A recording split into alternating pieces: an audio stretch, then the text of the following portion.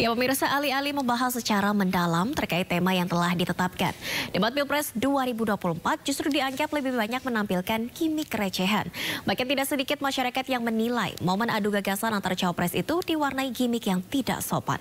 Dan berikut perbincangan Fazilah Hairunisa dengan tim pemenangan dari masing-masing paslon. Baik, kita ke Bang Billy dulu. Bang Billy, ini kalau kita lihat tadi beberapa cuplikan begitu ya, dan kemarin kalau kita saksikan jalannya debat gitu, baru pembukaan debat kemarin ini Caimin langsung disinggung soal penggunaan botol plastik. Ini gimana nih tanggapannya Bang Billy? Baik, tentu kita patut mengapresiasi semua paslon yang sudah menampilkan performa terbaiknya. Dan dari 01 sendiri, Gus Imin kemarin sudah klimaks menampilkan banyak sekali pesan filosofis, pesan substansi yang bisa ditangkap dengan mudah oleh publik. Dan sayangnya juga tetap kita diwarnai gimmick-gimmick yang harusnya tidak lagi muncul, sehingga diskusi kita setelah debat itu tentang substansi, bukan lagi tentang gimmick-gimmick. Dan terkait botol, tadi ditanyakan kan sebenarnya itu juga info dari teman-teman yang ada di venue, itu adalah botol yang disediakan dengan panitia. Dan kalau kita lihat relevansinya pun sebenarnya kan nggak cukup relevan untuk pembahasan yang sedang dilakukan waktu itu. Jadi kami melihat justru tertutup dengan gimmick-gimmick itu, sehingga secara substansi mungkin literasi kita atau pesan-pesan yang disampaikan terkait subtema kemarin mungkin ada yang tertutup dengan gimmick-gimmick itu. Oke, baik. Nggak cuma menyentil soal penggunaan botol plastik begitu ya saat membahas lingkungan hidup yang nilai Bang Billy tadi tidak relevan sebenarnya dengan tema besarnya begitu. Ini juga Gibran juga sempat mengeluarkan gestur celingak-celinguk gitu ya terhadap Pak Mahfud yang dinilai oleh netizen ini tak etis gitu. Tanggapannya Mas Haji gimana, Mas?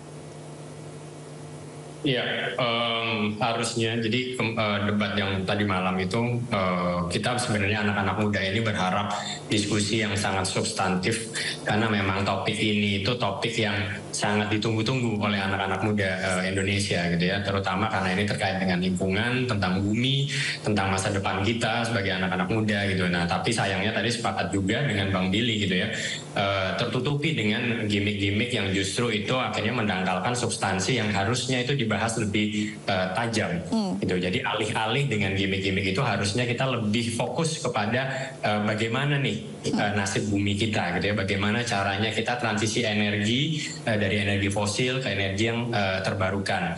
Jadi apalagi tadi ditambahkan lagi gitu ya dengan gimmick-gimmick yang tadi kami percaya juga bahwa itu tidak seharusnya dilakukan. Itu justru kita sebagai anak muda harusnya bisa memberikan perilaku yang bisa lebih menginspirasi anak-anak muda yang lain, bukan dengan melakukan gimmick-gimmick yang justru akhirnya membuat kita sebagai anak-anak muda itu jadinya kayak bertanya gitu ya, apakah benar gitu ya anak muda ini seperti ini, anak muda Indonesia gitu. Anak muda Indonesia harusnya bisa berdebat dengan lebih berkualitas. Menurut saya seperti itu, Mbak. Oke, jadi minim adu gagasan dan penuh dengan gimmick yang dinilai recehan begitu ya. Oke, kalau ini kan kemarin Mbak Roro kita lihat Gibran sepertinya intens sekali gitu ya menyerang semalam pada saat debat. Apakah ini sebagai bagian dari strategi gitu atau balas dendam atas debat presiden ketiga di mana Prabowo dikepung oleh Ganjar dan Pak Anies? Jadi sebetulnya gini Mbak, gimmick yang kita lihat itu sebetulnya membuat suasana tegang dengan pembahasan yang cukup berat, bisa dibilang seperti itu ya, itu menjadi lebih ringan gitu. Dan tidak ada suasana permusuhan di akhir debat juga. Mas Gibran menghampiri bahkan masing-masing paslon dengan santun, meminta maaf mungkin ya jika ada kesalahan kata atau perilaku gitu. Dan ini merupakan ketika kita berbicara mengenai greenflation, ini tren masa depan, sehingga tidak baik gitu kalau misalnya kita anggap sebagai sesuatu hal yang receh ataupun tidak penting gitu. Maka pemimpin masa depan ini butuh paham bagaimana kemudian kita bisa mengantisipasinya. Dan justru Mbak, bisa saya sampaikan di sini bahwasanya terciptanya multiplier effect, karena ternyata hasil dari debat kemarin terkhusus pembahasan mengenai greenflation ini menjadi sorotan publik, menjadi trending topic. Jadi tadinya yang tidak paham mengenai perubahan iklim bukan hanya tidak paham, mungkin tidak terlalu perhatian terhadap permasalahan ini, menjadi sangat perhatian gitu. Dan sekarang kita lebih banyak lagi masyarakat Indonesia yang paham mengenai apa itu pembangunan berkelanjutan, apa itu greenflation, bagaimana kita mengantisipasinya, lalu kemudian hal-hal apa lainnya yang harus kita persiapkan, karena ini kaitannya sangat erat juga dengan misalnya proses transisi energi. Greenflation ketika terjadi, kita mengetahui bahwa akan adanya kenaikan harga dalam pembangunan yang berkelanjutan, misalnya inflasi yang disebabkan oleh transisi energi. Belum tentu masyarakat itu siap dihadapi dengan harga yang cukup tinggi nilainya ketika dibandingkan dengan energi fosil misalnya.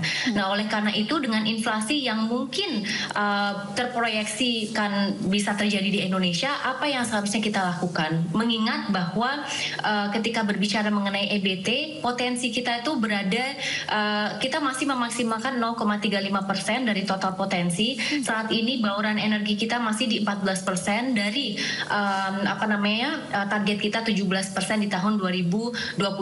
Jadi masih banyak yang harus kita lakukan dan harus kita antisipasikan gitu, Mbak. Jadi ini menjadi tantangan yang sangat amat besar, dan greenflation ini sebetulnya berbeda dengan ekonomi hijau. Karena kalau ekonomi hijau kita berbicara mengenai sistem perekonomian ataupun supply chain management yang linear.